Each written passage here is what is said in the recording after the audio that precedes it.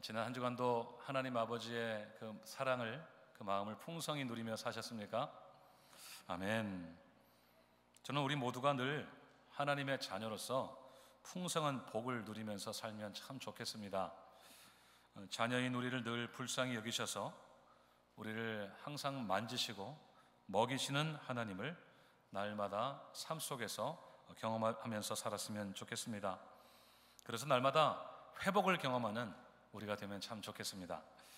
하나님 아버지께서 주시는 새 힘으로 독수리가 날개치며 올라가듯이 힘있게 살아가는 우리 모두가 되기를 주님의 이름으로 축원드립니다. 저는 오늘 그 하나님 아버지의 마음을 좀 더 말씀드리려고 합니다.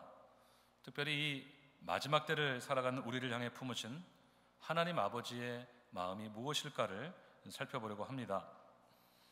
우리 하나님은 자녀인 우리가 이 말세를 어떻게 살기를 원하실까요? 먼저 이 베드로 전후서는 핍박당하는 그리스도인들을 위한 편지입니다. 로마 정부의 극심한 박해를 피해서 여러 지역에 흩어진 그리스도인들을 위로하기 위해 쓰여진 편지입니다.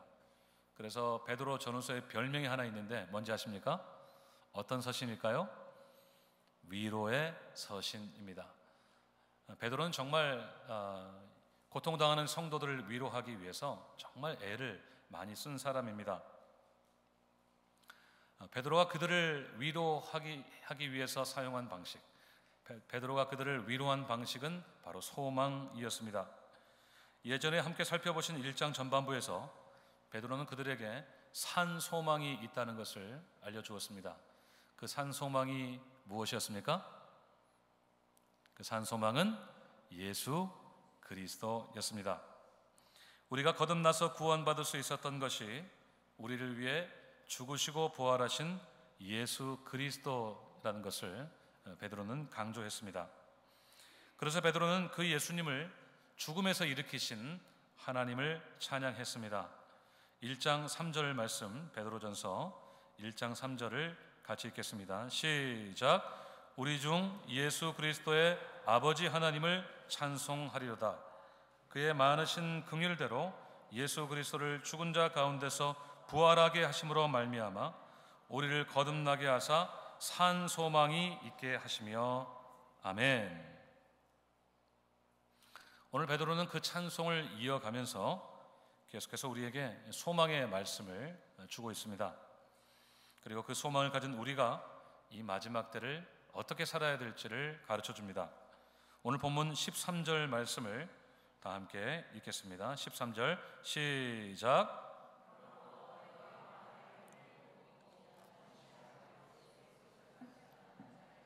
너희 가져다 주실 은혜를 온전히 바랄지어다. 아멘. 먼저 베드로가 우리에게 전달하려고 했던 소망은 은혜에 대한 소망입니다. 베드로는 그들에게 은혜를 온전히 바라라 그렇게 당부를 했는데요. 영어 성경은 은혜에 소망을 두라 이렇게 번역을 했습니다. 원어적인 의미도 마찬가지입니다. 그런데 그 은혜가 어떤 은혜라고 말하고 있습니까? 13절을 다시 한번 보십시오. 그 은혜가 언제 주어질 은혜라고 했습니까? 예수 그리스도께서 나타내실 때에 너희에게 가져다 주실 은혜다 이렇게 말하고 있습니다. 그러니까 예수님이 다시 오실 때 주실 은혜라고 하는 것입니다. 그렇기 때문에 이 은혜는 좀 고상한 말로 하면 종말적인 은혜라고 할 수가 있습니다. 주님이 다시 오실 때에 우리에게 주실 은혜라는 것입니다. 그렇다면 그 결과적으로 그 은혜는 어떤 은혜가 되겠습니까? 바로 구원의 은혜라고 할 수가 있습니다. 주님이 재림하시는 날 마침내 완성될 구원을 의미합니다. 베드로전서 1장 5절 말씀을 같이 한번 읽겠습니다. 시작. 너희는 말세에 나타내기로 예비하신 구원을 얻기 위하여 믿음으로 말미암아 하나님의 능력으로 보호하심을 받았느니라. 아멘. 하나님께서 우리에게 주신 믿음으로 인해 우리가 얻은 이 구원은 주님이 다시 오시는 날 완성이 됩니다. 그것이 바로 5절에서 말하는 말세에 나타내기로 예비하신 구원입니다. 우리가 소망을 두고 기다려야 될 은혜는 바로 그 구원의 은혜입니다. 주님이 다시 오시는 날 완성될 그 구원으로 인해서 곧 우리가 하나님 나라에 들어가서 영원히 누릴 그 은혜를 우리가 소망해야 한다는 것입니다. 이 말은 마지막 때 우리가 가져야 될 궁극적인 소망이 바로 구원의 은혜라고 하는 의미입니다. 사랑하는 여러분, 우리의 최종적인 소망이 구원의 은혜가 될 수 있기를 간절히 바랍니다. 다시 오실 주님이 우리에게 가져다 주실 은혜, 그 구원의 은혜를 온전히 소망하시기를 바랍니다. 다른 것에 소망을 두지 마세요. 이 세상에 잠깐 있다가 언젠가는 없어지고 썩어질 것들에 소망을 두지 마시기를 바랍니다. 우리에게 소망을 줄 것처럼 보이는 것들에게 마음을 두지 마시고 장차 우리가 누리게 될 은혜, 영원한 구원의 은혜에 마음을 정하시기를 바랍니다. 여러분, 그 구원의 은혜가 얼마나 좋을 것일지 상상해 보셨습니까? 주님이 다시 오시는 그날 마침내 완성될 그 구원이 얼마나 기쁘고 감격스러울지 상상해 보셨습니까? 우리가 그 무엇을 상상하든지 우리가 생각하는 것 그 이상의 은혜가 우리에게 주어질 것을 믿습니다. 이전에 우리가 경험하지 못했던 은혜, 사람의 말과 글로 다 설명할 수 없는 은혜가 우리를 기다리고 있다는 것을 꼭 믿으시기를 바랍니다. 1900년대 초에 활동하던 터키의 시인 가운데 나짐 하크메트라고 하는 분이, 히크메트라는 분이 있습니다. 그림을 한번 보실까요? 네, 영화배우 같이 생기셨죠? 참 멋지게 생기신 분입니다.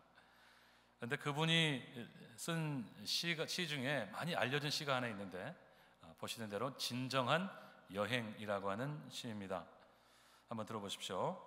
가장 훌륭한 시는 아직 쓰이지 않았다. 가장 아름다운 노래는 아직 불리지 않았다. 가장 영광스러운 날들은 아직 살아내지지 않았다. 가장 넓은 바다는 아직 항해되지 않았다. 가장 먼 여행은 아직 끝나지 않았다.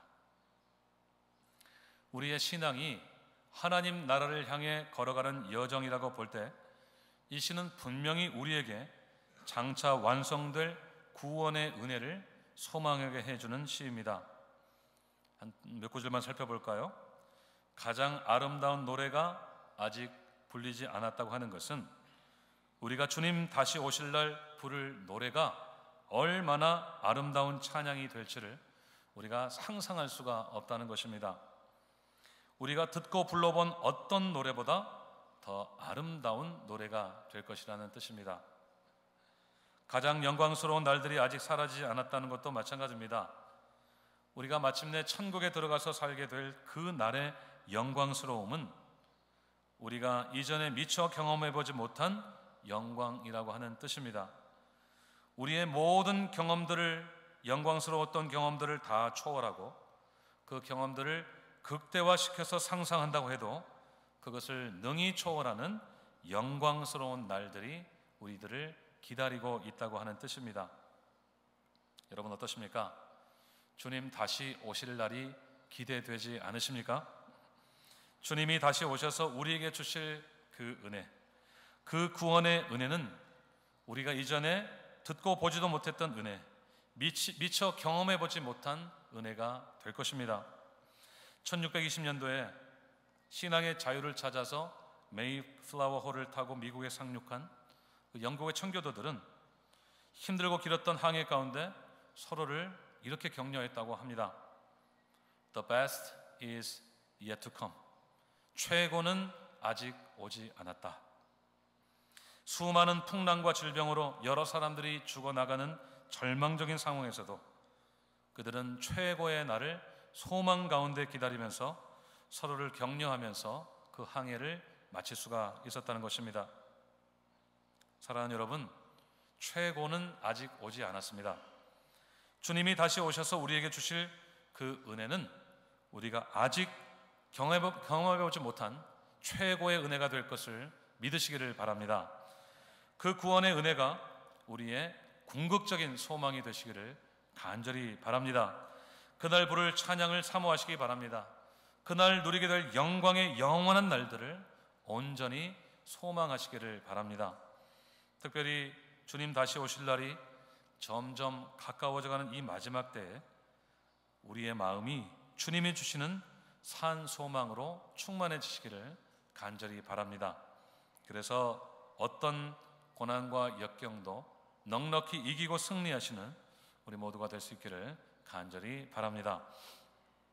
그런데 한 가지 놓치지 말아야 될 것이 있습니다. 그것은 그 구원의 은혜가 지금 이 순간에도 우리에게 주어지고 있다는 것입니다. 13절을 다시 보시면요, 예수님이 나타나실 때 주실 은혜라는 이 한글 번역은 미래적인 은혜라는 인상을 강하게 줍니다. 맞습니다. 위에서 말씀드린 대로 우리에게 주신 구원은 주님이 다시 오시는 날 최종적으로 완성이 됩니다. 하지만 동시에 그 은혜는 오늘 이 순간을 살고 있는 우리에게 지금도 주어지고 있습니다. 한글 성경에 이 주실이라고 하는 말이 원어에서는 현재 분사로 쓰여졌습니다. 그러니까 우리가 소망을 두어야 할 이 은혜가 미래적이면서 동시에 현재적이라는 뜻입니다. 다시 말하자면 주님이 다시 오실 날 완성될 그 구원의 은혜가 현재 이미 우리에게 주어지고 있다는 뜻입니다. 이것을 좀 고상한 말로 하면 구원의 현재성이라고 할 수 있습니다. 우리가 예수님을 믿음으로 받은 구원이 현재 우리에게 있다는 뜻입니다. 구원의 은혜는 우리가 죽은 후에만 누리는 어떤 은혜가 아니라 이미 지금 우리에게 주어지고 있는 현재적인 은혜라는 뜻입니다. 물론 앞에서 말씀드린 대로 장차 우리가 누릴 은혜는 이전에 경험하지 못한 큰 은혜가 되겠지만 그 구원의 은혜는 미래에만 머물러 있는 것이 아니라 오늘 지금 이 순간 나에게 주어지고 있다는 뜻입니다.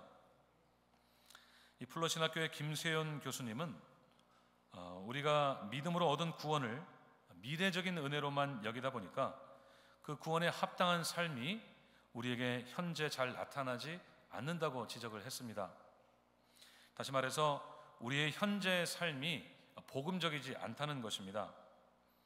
우리가 구원을 생각하기를 죽어서 천국 가는 것 정도로만 생각을 하니까 구원받은 사람다운 모습이 오늘 우리에게 잘 안 나타난다는 것입니다.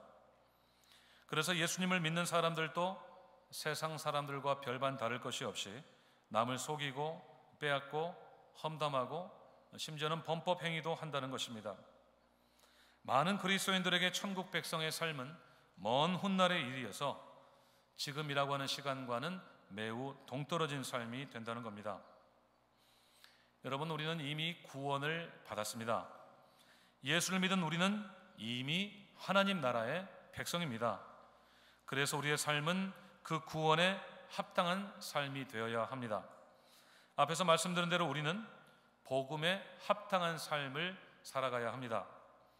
주님 앞에 서는 그 순간까지 우리는 세상 사람들과는 분명히 구별되는 삶을 살아야 합니다. 누가 봐도 뭔가 다르다고 하는, 그렇게 인정받을 수 있는 삶을 살아가야 합니다. 오늘 베드로는 우리의 시각을 오늘이라고 하는 현재로 돌리고 있습니다. 우리에게 장차 다시 오실 주님을 보여준 후에 베드로는 오늘 이 시대를 그리스도인으로 살아가고 있는 우리 자신의 삶을 한번 들여다보라고 하는 것입니다. 그러는 가운데 그는 우리가 구원받은 사람답게 사는 원칙을 몇 가지 설명하고 있습니다. 첫 번째로는 13절에서 마음의 허리를 동이라고 했습니다. 이 허리를 동인다는 표현은 긴 의복을 허리띠로 졸라맨다는 뜻입니다. 대부분의 학자들은 이 허리를 동인다는 표현을 출애굽 사건과 연관해서 설명합니다. 이스라엘 백성들이 출애굽할 때의 복장을 염두에 둔 표현이라는 것입니다. 도보로 광야길을 걸어가기 위해서 이스라엘 백성들은 이 무릎 밑으로까지 내려오는 긴 의복에 허리를 동여 매었어야 했습니다. 옷이 너풀거리면 여러모로 불편하게 되겠죠. 그래서 그들은 허리에 끈을 묶어서 긴 옷을 정돈하고 이동을 했습니다. 하나님이 가라고 하시면 언제든지 가고 서라고 하시면 언제든지 서기 위해서 그들은 그렇게 늘 허리에 띠를 띠고 준비를 하고 있었던 것입니다. 나중에 그들이 유월절 절기를 지킬 때도 같은 복장이었습니다. 유월절은 출애굽을 기념하는 절기, 패스오버이죠. 출애굽기 12장 11절을 한번 보십시오. 그들은 이 출애굽 당시의 복장 그대로 허리에 띠를 띠고 발에 신을 신고 손에 지팡이를 잡고 급하게 음식을 먹는 것으로 절기를 지켰습니다. 베드로는 핍박받는 그리스도인들에게 바로 그들처럼 마음의 허리를 동이라고 했습니다. 하나님의 명령을 받고 애굽을 빠져나와서 약속의 땅을 향해 가던 이스라엘 백성들처럼 언제든지 하나님이 말씀하시면 순종하는 삶을 살도록 준비하라는 것입니다. 그것이 바로 구원받은 사람답게 사는 삶이라는 뜻입니다. 이미 얻었고 장차 누리게 될 구원을 소망하는 사람은 반드시 순종의 사람이 되어야 한다는 것입니다. 그래서 14절에서는 너희가 순종하는 자식처럼 살아야 된다고 했습니다. 부모의 말씀을 잘 듣고 따르는 자녀들처럼 우리도 우리의 아버지이신 하나님의 말씀을 잘 듣고 순종하는 것이 복음에 합당하는 삶이라는 것입니다.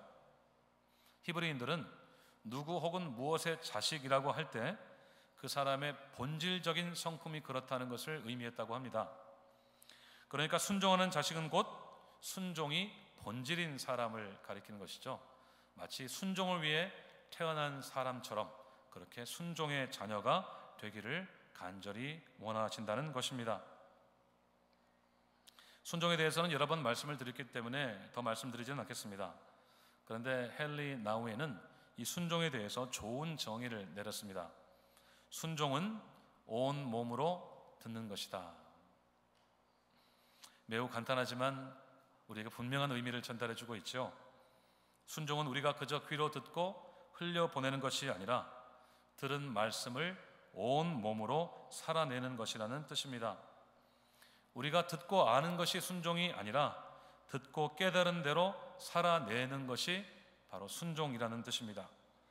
언제나 마음의 허리를 동이고 주님이 말씀하시는 대로 살아가는 것이 구원받은 사람이 오늘 살아내야 될 삶의 모습이라는 것입니다. 제가 군 생활을 할 때 여러 가지 훈련을 받았는데요. 가장 기억에 남는 훈련 중에 하나가 5분 대기 비상 훈련이었습니다. 군대를 다녀오신 성도님들은 아마 잘 아실 텐데요. 비상을 알리는 사이렌이 울리면 병사들은 5분 안에 모든 전투 장비를 다 챙겨서 차량에 탑승하는 훈련입니다. 그러니까 사이렌이 울리면 후다닥 막 소리가 나요. 군장 챙기고 막 총 챙기고 배낭 짊어지고 차량까지 막 뛰어가는 막 발소리가 막 들립니다. 이 훈련이 힘든 것은 뭐냐면 낮에 훈련을 할 때도 있지만 그때는 그나마 괜찮은데 한밤중에 훈련을 할 때가 매우 힘이 듭니다. 밤 12시에 사이렌이 울리기도 하고요. 어쩔 때는 새벽 2, 3시에 갑자기 사이렌이 울리는 겁니다. 적이 언제 침할지 모르기 때문에 그러는 것인데요.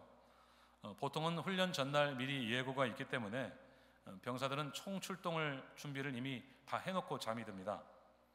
그런데 규모가 좀 더 크고 중요한 훈련 같은 경우에는 병사들이 좀 더 철저하게 준비를 하는데요. 그림을 좀 전에 왔다가 사라진 그림을 보여드리도록 하겠습니다. 좀 카툰이라 조금 어색하긴 합니다만 군인들이 자고 있는 모습이 보이시죠? 그런데 군인들이 지금 어떻게 자고 있습니까? 예, 다 입고 자고 있죠. 얼굴에는 위장을 지금 하고 있는 보이시나요? 얼룩말처럼 위장을 했죠. 헬멧을 쓰고 있고 그다음에 소총을 이불 속에 같이 이렇게 모포 속에 이렇게 있고 밑에 까맣게 좀 안 보이실지 모르겠지만 군화까지도 지금 신고 자고 있습니다.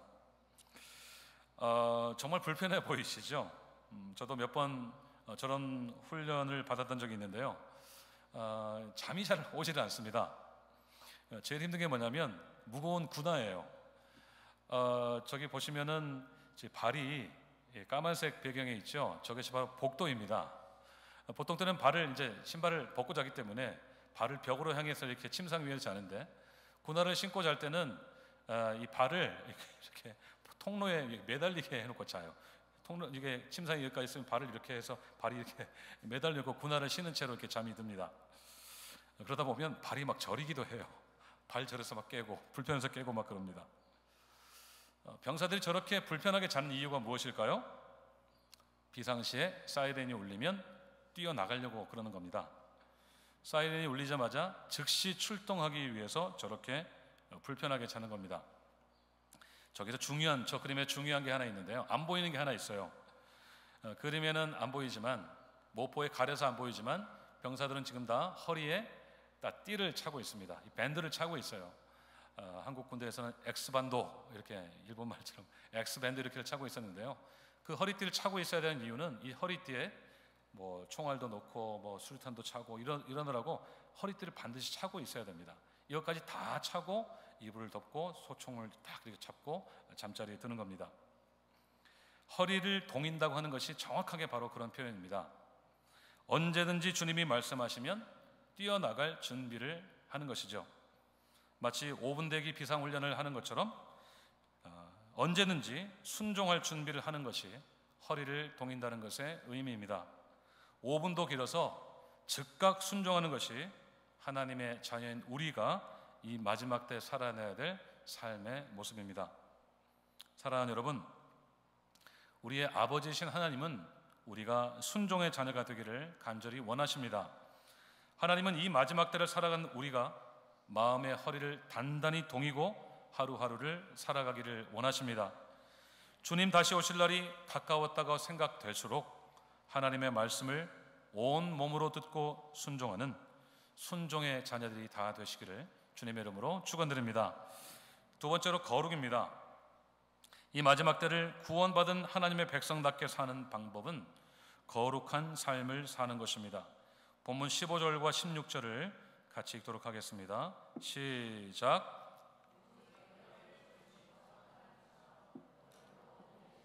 거룩한 자가 되라.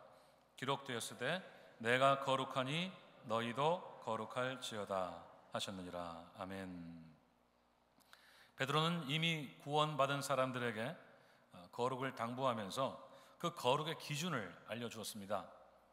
오직 너희를 부르신 거룩한 이처럼. 누구를 가리킬까요? 바로 하나님 아버지를 가리킵니다. 그들을 불러 구원하신 하나님 아버지, 그 하나님의 거룩이 기준이라고 하는 것입니다. 그러니까 구원받은 사람은 다른 사람보다 좀 더 나은 상대적인 거룩이 아니라 자신을 불러주신 하나님의 거룩을 자신의 거룩의 절대적인 기준으로 삼아야 된다는 뜻입니다. 여러분, 우리가 그렇게 해야 되는 이유가 무엇일까요? 우리를 구원하신 하나님이 거룩한 분이시기 때문에 그렇습니다. 매우 간단합니다. 하나님이 우리의 아버지이시고 우리가 그분의 자녀이기 때문에 마땅히 우리는 하나님의 거룩을 닮은 사람들이 되어야 합니다. 하나부터 열까지 모든 행실에 있어서 하나님의 거룩을 실천하는 사람들이 되어야 합니다. 우리의 아버지신 하나님의 거룩을 우리는 어떻게 실천할 수 있을까요? 에베소서 5장 8절과 9절 말씀을 다 함께 읽겠습니다. 시작. 너희가 전에는 어둠이더니 이제는 주 안에서 빛이라. 빛의 자녀들처럼 행하라. 빛의 열매는 모든 착함과 의로움과 진실함에 있느니라. 아멘. 빛이신 하나님의 자녀가 된 우리에게 있어야 될 이 빛의 열매는 모든 착함과 의로움과 진실함입니다. 착함과 의로움 그리고 진실함은 모두 하나님이 어떤 분이신지를 보여주는 성품들이죠. 그리고 이 성품들은 매우 실제적이고 구체적으로 표현되는 것들입니다. 성경을 가만히 보십시오. 성경은 하나님이 거룩하신 분이신 것을 그분이 행하신 일들을 통해 드러내고 있지 않습니까? 그분이 선택하신 사람들을 통해서 하나님은 자신의 선하심과 의로우심 그리고 진실하심을 구체적으로 드러내시는 분이십니다. 그래서 우리의 거룩은 하나님의 거룩을 닮아야 합니다. 우리가 입으로 거룩하다고 주장한다고 해서 우리가 거룩한 사람이 되는 것이 아니라 우리의 이 삶 그 자체가 거룩한 삶이 되어야 합니다.